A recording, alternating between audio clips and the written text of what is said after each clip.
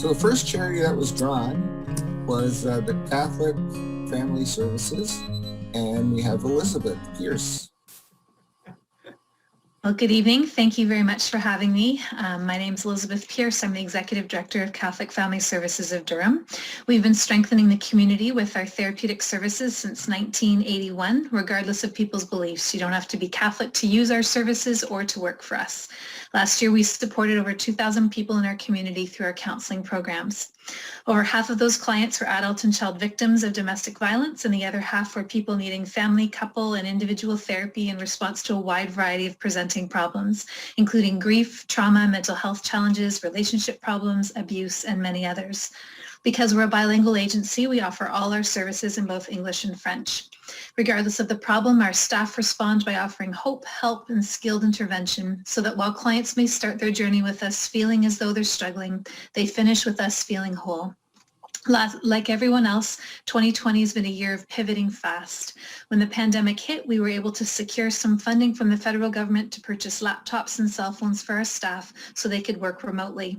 We've done our best to keep up with the increased demand for our services during the pandemic, but it's now a year-long wait to get ongoing therapy with us. It's what happens when your head office is located in the fastest growing city in the country. It's hard to capture what we do in 4 minutes, so I thought I would tell you some client stories. John was a man in his 50s who sought counseling for symptoms of depression and anxiety. He'd not had much success in relationships over the years and was feeling devastated by the loss of yet another person he genuinely cared about but didn't seem to know how to be in a healthy relationship with. Through his involvement with our organization, John was able to see there could be a different path forward other than the destructive one he'd been on for decades. John left our organization saying that his therapist had taken 30 years of stress off of his shoulders. He left with the hope that his life could be better than it had been. Kate was a young 12-year-old girl who'd just lost her sibling in a house fire. Her grief was complicated because she felt responsible. She'd decided not to go on the access visit where her sibling had died in a fire. When Kate came to counseling, she was really struggling to trust and struggling with the feelings she had because of the death. Counseling helped Kate to see that it wasn't her fault that her sibling had died. It wasn't her job to keep her sibling safe. And she began to learn over time what being 12 was supposed to look like instead of being a mini adult. She grieved her sibling's loss by letting down her guard and letting herself feel the pain she'd bottled up inside. She learned how she could get through the pain because you never get over when somebody dies. She figured out what she was meant to do for herself as a 12-year-old going forward so that she was not operating like a mini adult anymore. If we were the successful agency this evening, we would use the funds to get us ready to return to in-person counseling. While we feel proud of how we've managed to successfully serve clients virtually, we are so looking forward to getting back to our primary means of therapy being in person. But after having an infection prevention and control assessment done, we've been told we need to do away with all of our cloth chairs and purchase ones that can be wiped down. So that's what we would use the money for, chairs for our clients to sit on so they can safely return to in-person therapy to get the hope, help, and healing that they need. Thank you for your time. Thank you, Elizabeth. Keith, do you have any questions? You're muted. That I knew this organization, and knowing where they are now and where they were, I'm very familiar with what the services they provide, and it's pretty amazing that they are available to, and like Elizabeth said, it's not just people that are Catholic, it's open to anybody, and it's all sorts of services for people. So it's a wonderful organization, and thank you. Thank you. Richard? There you go. You're in a building with other organizations, so the chairs will benefit others too. Is that correct? Yes, that's right. We operate a hub in Durham region, and so there are 4 charities total in our building. So yeah, the chairs wouldn't just benefit us; they would benefit all of the clients from the 4 charities that are operating under our hub. Mm-hmm. What are those charities? Luke's Place, which is legal support services for women and children fleeing domestic violence. Rose of Durham, which is Young Parent Support Services, and Driven, which is a co-located hub of support for victims of domestic and sexual violence. Elizabeth, is the French Cultural Center also in that complex? No, that's who used to own the building. That's L'Amicale is who used to own the building, and that's who we purchased the building from when we received the money from the government to do so. Yeah. Well, thank you, Elizabeth. Thank The you. second charity that was selected was the Backdoor Mission, and we have Eduardo. Good evening, 100 Men Who Care. On behalf of the Backdoor Mission, thank you for allowing us to share with you the things that we are doing at the mission. So the Backdoor Mission helps and supports the unsheltered population in our community. We started as a small-scale drop-in center, offering food, clothing, grocery items to the homeless people in our city.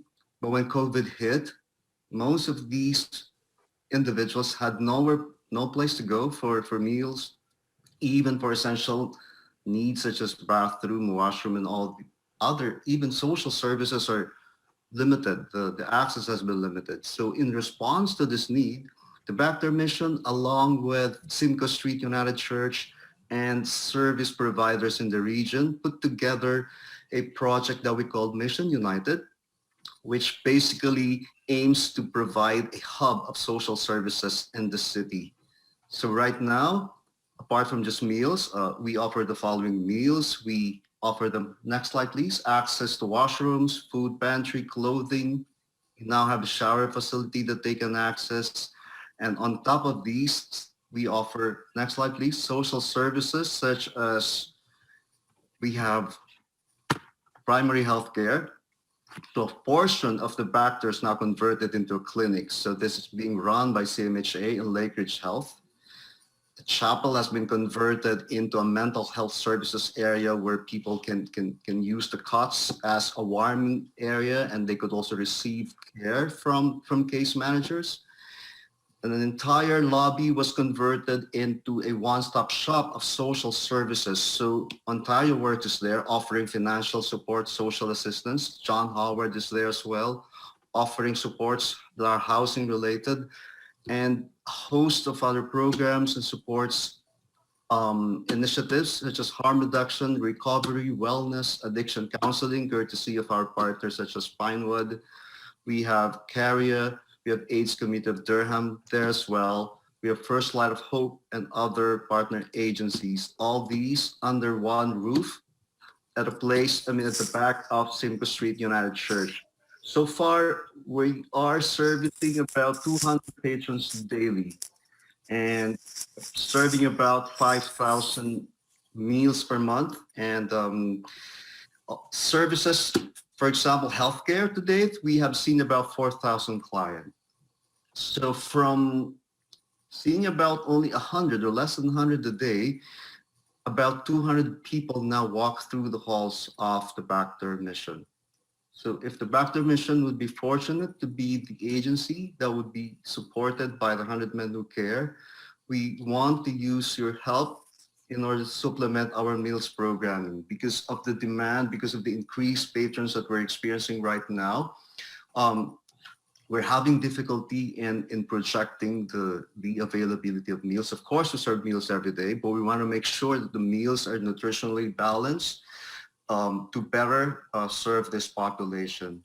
So that is where we intend to use the help and the support that you will give us.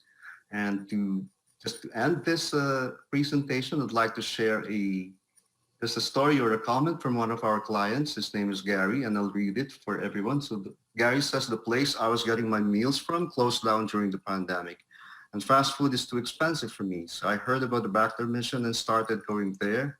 He says it's an outstanding place. The cook is wonderful. I get good sleep, so I rested in the cot. I also have brand new clothing. So for people out there who think there's no hope, they should come here and be cared for. So Gary is just one of those that are almost every day in our facilities, either just accessing meals or particularly during winter time when it's so cold out, so many people just come and go and take advantage of the facilities that we have, particularly the warming area. So that's what we do. Thank you again for listening to my presentation and just for us sharing the work that are being done there at the mission. Thank you, Unit Manager. Thank you, Eduardo.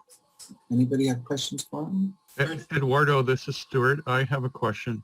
Are your clients mainly, is it mainly a crisis assistance, or are there long-term clients that come and you introduce them to other helps that could maybe help them stabilize and that kind of thing? So we have a good mix of just outreach and essential services clients, but we also, since we partner with DNHS, we partner with John Howard Society. So we have long-term clients that we are helping through these agencies get the support that they need, either to recover, to find housing. So, and that's why it's almost like a wraparound services towards. So from giving them the essentials that they need to also helping them get housed as well. So we have clients that we've seen over the months that are crisis to now clients that we are helping to get housed, to get support. So both, yeah, we serve a whole spectrum of clients, if I may say. Thank you. That's good. I have a question just with regards to the increase in demand for your services going through COVID and being sort of in that downtown or close to downtown Oshawa hub with the closure of St. Vincent's Kitchen this year. Has that had an impact on the demand for your services and the number of people that are using your meal service? Absolutely. Because before, when we were just a drop-in center, our clients would come to us for brunch, and then they would come to St. Vincent for similar schedules. So we could share on serving this population. But since those closed, so most of these clients go to Backdoor Mission.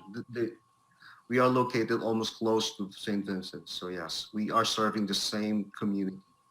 They are actually a community, yeah. Keith Miller here. I have a question. Feed the Need was one of our recipients, I believe, of our 100-man donation. Are you affiliated, or do they support you, the Feed the Need? Do they support you? Yes, Keith, absolutely. Feed the Need is one of our major supporters. They provide food for us. Okay. There's so many organizations similar to what you provide, and I commend you guys because I feel so for these homeless people. I don't know what kind of statistics we have available for supporting these people, but it just seems that it's gone through the roof, the number of people that are now homeless. And is a city, you mentioned the region, but is anybody taking any notes here? Like, what are we doing with these people outside of feeding them? I mean, I don't know. I guess I'm at a loss. I know that the church across the way is at Albert Street. They've got storage lockers for these people. Are you familiar with them? So Same location. no, it's across the street. No, it's on that location. The No, locker facilities is in the Backdoor Mission, Keith, if I may. Oh, is it? Yes. I didn't realize you had so much accommodation at Simcoe Street United. So that's But if I may answer your question, of course, I cannot speak on behalf of the city government and what everybody else is doing, but I can just say that the government and other service organizations are working closely. There are committees right now. And even the Mission United is a testament to how the city and these service providers are working together. And of course, the problem is so complex, Pete. It's a wide spectrum of issues, and usually there's mental health, there's addiction apart from poverty. So there's a whole gamut of social issues that need to be addressed. So at the Backdoor Mission, we are focusing on the essentials. We are focusing on the needs of the at-risk, and other organizations are focusing on the rebuilding and on transitioning to stabilization. So what happens is a good question, actually. So we now function now as a referral hub. So now we refer after after servicing their needs. So now we refer them to other social services provider that could take care of their other needs as well. Thank you, Eduardo. Thank you. Thank you very much. This third charity that was selected, Lake Ridge Support Services. Now we've got Renee, Sandy, and Lisa here. And I guess Renee's going to be talking. Well, thank you for the opportunity. What I wanted to do was just explain to you who we are, what we do, how you can help us, and why you should help us. So who we are, I work for Lake Ridge Community Support Services. I've been there over 15 years. I've been fortunate that I found my passion early through school. And what we do is we serve individuals with intellectual disabilities and autism spectrum disorder across the lifespan. And what we do is we do applied behavior analysis, individual quality behavioral services. And what that is a lot of it is compacted with mediator training for all of our families who come through the door. We service over 500 to 600 individuals a year. How you can help us, though, is that currently there has been a shift in funding for our agency. No longer is it going to be directly funded from the government. We're all going through the mourning process because that's what our agency was set up for, was money funneled through the government to pay for the services. And our families now, although money will be given to them by the government, it's quite a considerable reduction in amount, and now they will not be able to access the services that they have in the past. And what that means is who the people we were set up to serve will no longer be able to afford the service that they need because the money is enough, and they cannot raise enough money based on the socioeconomic status that they have. So what I'm proposing on how you can help us is that we currently have a wait list of 30 young men, teenagers, 11 to 16, that are awaiting group services for social skills and teen dating. I know your mission is a group of powerful local men trying to make immediate and effective change.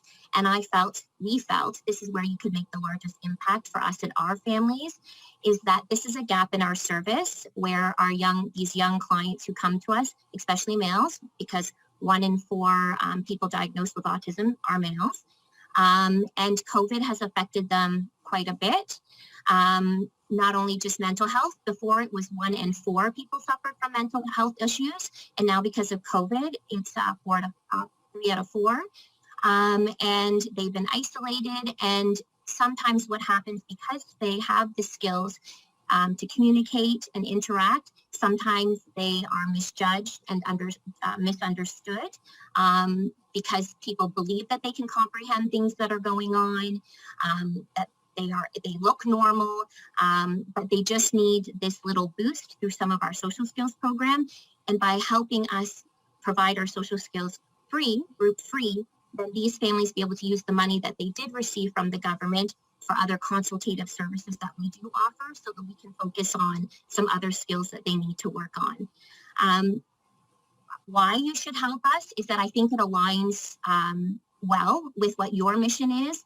And even if we are not successful in receiving the monetary donations that you are suggesting we could be, I could access, I would argue that perhaps this is a longer lasting relationship and you all could act as role models and speak about what our agency does and what we're trying to do as we shift from a nonprofit to a fee for service. Not something, I don't have my MBA, I have my BCBA. Yeah, that's about it in a nutshell. And I'm open for any questions because I know that was quick. Thank you. You're on time.